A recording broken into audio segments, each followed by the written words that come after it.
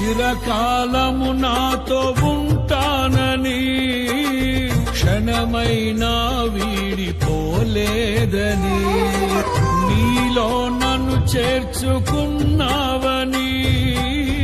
తండ్రితో ఏకమై ఉన్నామని, ఆనందగానము నే పాడనా, ఆనందగానము నే పాడనా, ఏదైనా నాకున్న సంతోషము నీతోనే కలిగున్న అనుబంధమే, ఏదైనా నాకున్న సంతోషము నీతోనే కలిగున్న అనుబంధమే.